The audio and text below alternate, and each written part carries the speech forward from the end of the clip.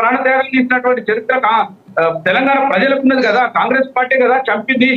వారికి నివాళులు అర్పించే అర్హత కాంగ్రెస్ పార్టీ నాయకులకు ఒక్కరికి కూడా లేదు, దండేసి అర్హత కూడా లేదని చెప్పి తెలియజేస్తా ఉన్నాం. అందరినీ కలుపుకొని పోయి సబ్బణ వర్గాలను ఏకతాటి మీద తీసుకొచ్చి కాంగ్రెస్ పార్టీ మెడలు వంచి దేశంలో ఉన్నటువంటి ఎన్నో రాజకీయ పార్టీలను ఒప్పించి మెప్పించి తెలంగాణ తీసుకొచ్చినటువంటి చరిత్ర తెలంగాణ బాపు జాతి మీద కేసు అనేటువంటి విషయాన్ని మర్చిపోద్దని కూడా సందర్భంగా తెలియజేస్తా ఉంది. తెలంగాణ తీసుకొచ్చింది కేసీఆర్ మాత్రమే కాదు, బీఆర్ఎస్ పార్టీ మాత్రమే కాదు, అది గుర్తు పెట్టుకోండి. ఫస్ట్ ఇప్పుడు ప్రజా సంఘాలు ఉన్నాయి, ఉద్యోగ సంఘాలు ఉన్నాయి, వీళ్ళంతా ప్రాణత్యాగం చేస్తేనే వచ్చింది. మీరు ఒక్కర్లేదు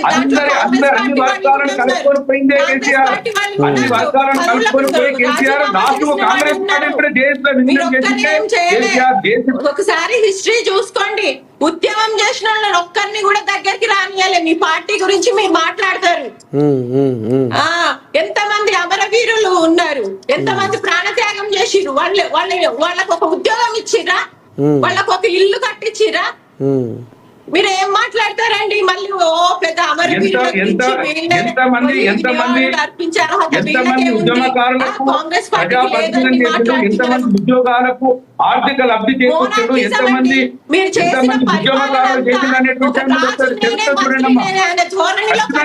కాంగ్రెస్ పార్టీలకు వెళ్ళినటువంటి బీఆర్ఎస్ పార్టీని వదిలి కాంగ్రెస్ వెలులు రాజకీయంగా వాళ్ళకు అవకాశాలు లేక వెళ్ళినటువంటి నాయకులు విమర్శిస్తూ ఉంటారు. దానికి తప్పుపట్టం. ఎంత ఎంత అద్భుతమైనటువంటి అభివృద్ధి జరిగిందో తెలంగాణ రాష్ట్ర ప్రజలందరికీ తెలుసు. ఏ రంగంలో ఏం జరిగిందో అందుకే ఇక ఇంకో ముచ్చట. సరే, ఇక ఈ ముచ్చట పక్కన పెడదాము. మీ అబద్ధపు హామీలు నమ్మి మోసపోయి ఇప్పుడు తెలుస్తున్నది, తులమంగాల గురించి తెలుస్తున్నది, స్కూటీల గురించి. రఘుపతి రెడ్డి గారు, ఇక ఈ పాత శిలకాయ ముచ్చట పక్కన పెడదాము.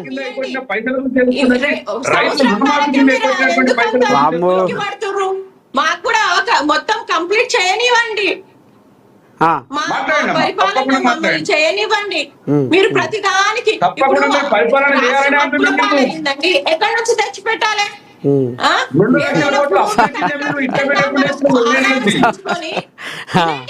కేసీఆర్ గారు అప్పు తీసుకొస్తే అభివృద్ధి చేసి చూపించండు, కానీ మీరు 2 లక్షల కోట్లు తీసుకొచ్చి ఏం చేసిన ప్రజలకు చెప్పండి.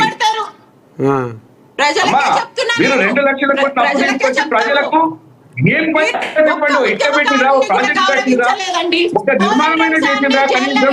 మీరు కోదండరాం సార్ ఇంటికి పోయి ఆయన తలుపులు ఇరగొట్టి ఎంతమంది ఉద్యమకారులు అవమానపరిచిరు.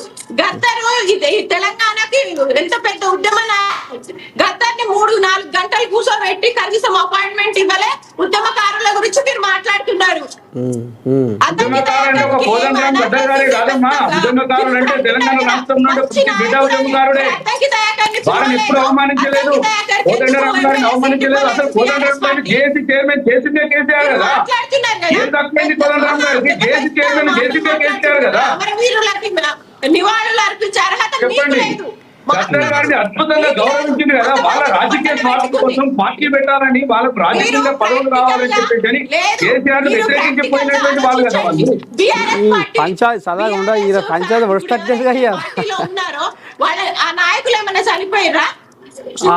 వాళ్ళ రాజకీయ స్వార్థం కోసం పోయినటువంటి వాళ్ళు చాలా మంది ఉన్నారు. తెలంగాణ జనసమతను పార్టీ పెట్టాలి, నేను నేను పార్టీ పెట్టాలని చెప్పేసి గద్దర్ గారు ఢిల్లీ యాత్ర చేసిండ్రు. పోయినట్టు తప్ప కేసీఆర్ గారు వాళ్ళని ఎప్పుడు అవమానించలేదు. వారంటే అమితమైనటువంటి గౌరవం ఉంది. గద్దర్ గారిని వందలాది వేదికల మీద పొగిడినటువంటి చరిత్ర కేసీఆర్ది. సరే సరే సరే రఘుపతి రెడ్డి గారు, ఓ పిల్లగారు సలహా ఓ తల్లి ఇక ఆగురి. పంచాయతీ సలహా ఒక్క మాట. ఇప్పుడు ఈనాడు పేపర్లో ఏం రాసుకొచ్చిరయ్యా అంటే, వసవసాని రెక్కలు ముక్కలు చేసుకునే కష్టజీవులు, పేదోళ్ళ బాధలుంటే నా గుండె బరువెక్కిపోతుంది, బీదోళ్ళ కష్టాలు చెప్తే నా మనసు చెరువైపోతుందని పాపం ఆయన బొంద మీద పూలు మొలవ రాజశేఖర్